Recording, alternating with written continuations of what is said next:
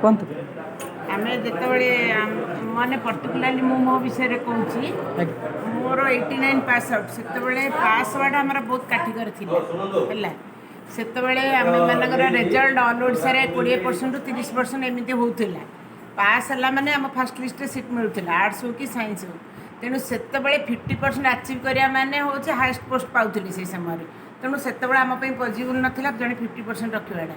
ଯାହା ଯେତିକି ପାସ୍ ହେଲେ ସେଇ ଅନୁସାରେ ଆମର ସର୍ଭିସ୍ ମିଳୁଥିଲା, ସବୁ ହେଉଥିଲା। ତେଣୁ ତାକୁ ଧରିକିରି ସେଇ ସାର୍ଟିଫିକେଟ୍କୁ ଆଧାର କରିକିରି ଏବେ ଆମକୁ ସାର୍ଟିଫିକେଟ୍ ନ ଦେବାଟା କେତେ ଦୂର ଯୁକ୍ତିୟୁକ୍ତ ଆମେ ବୁଝିପାରୁନି, ପ୍ରଥମ କଥା। ଦ୍ୱିତୀୟ କଥା, ଜଣେ ମାଷ୍ଟର ଡିଗ୍ରୀ ହାସଲ କରିସାରିଲା ପରେ ଆମମାନଙ୍କ ଭିତରେ ଅଧିକାଂଶ MA BA କରିଛନ୍ତି।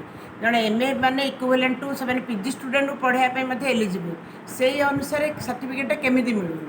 ଜଣେ ତ BA ପାସ୍ କଲା, MA ପାସ୍ କଲା, ସେଇ ଅନୁସାରେ ଆଗକୁ ଆଗକୁ ବଢ଼ିଲା ନା। ଆମେ ହୁଏରେସ୍ ଆମେମାନେ ବି B.Ed ପାଇଥିଲୁ, କୌଣସି କାରଣବଶତଃ କଲୁନି ସେଇଟା ଅଲଗା କଥା। ତେଣୁ ଏଇ କଥାକୁ ଧରିକିରି ଅନ୍ତତଃ ଦେଖନ୍ତୁ ଇୟର୍ ଅନୁଯାୟୀ କେଉଁ ଇୟର୍ରେ ସେଇ ସମୟରେ ରେଜଲ୍ଟ କ'ଣ ଥିଲା, କେତେ ପରସେଣ୍ଟ ରେଜଲ୍ଟ ରହୁଥିଲା। ଆଜିକାଲି ତ 70, 80, 90% ରେଜଲ୍ଟ ରଖୁଛି, ଯିଏ ସେ ଭଲ ମାର୍କ ରଖିପାରିବ ନା।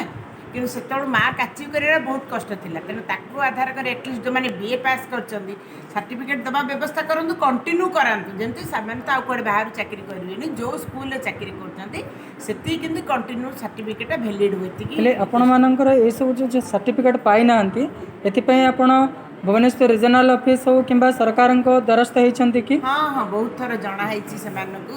ପୂର୍ବରୁ ଆମେ ଜଏନିଂ କରିବା ପୂର୍ବରୁ ବି ବହୁତ ଥର ରିକ୍ୱେଷ୍ଟ କରି କହିଛୁ ଯେ ଆମେ ଯେହେତୁ ସମସ୍ତେ ପ୍ରାୟ ଗ୍ରାଜୁଏଟ୍, ଅଲ୍ ଆର୍ ଗ୍ରାଜୁଏଟ୍, ତେଣୁ ସେଥିପାଇଁ କନସିଡର୍ କରାଯାଉ। ହଁ, କନସିଡର୍ କରାଯିବ, କାରଣ ଟ୍ରେନ୍ ଟିଚର୍ ପାଇଁ ହିଁ ପର୍ଟିକୁଲାରଲି ପୋଷ୍ଟ ବାହାରିଥିଲା। ତେଣୁ ସେମାନଙ୍କ ପକ୍ଷରେ ତ ଏବେ ଆଉ ସମ୍ଭବ ନାହିଁ ନା ସେ +2 ମାର୍କଟା ଆଚିଭ୍ କରିବାଟା। ତାହେଲେ ସେମାନଙ୍କର ପ୍ରତିକ୍ରିୟା କ'ଣ ଥିଲା? ଆପଣମାନେ ପ୍ରତିକ୍ରିୟା ହଉ ରଖିଲା ପରେ? ଦେଖାନ୍ତୁ, ଆପଣମାନେ ମେମୋରାଣ୍ଡମ୍ ଦିଅନ୍ତୁ, ଆମେ ଚେଷ୍ଟା କରିବୁ ବୋଲି କହିଥିଲେ ଆଉ ସେମାନେ। ଓକେ, ଠିକ୍ ଅଛି, ଥ୍ୟାଙ୍କ ୟୁ।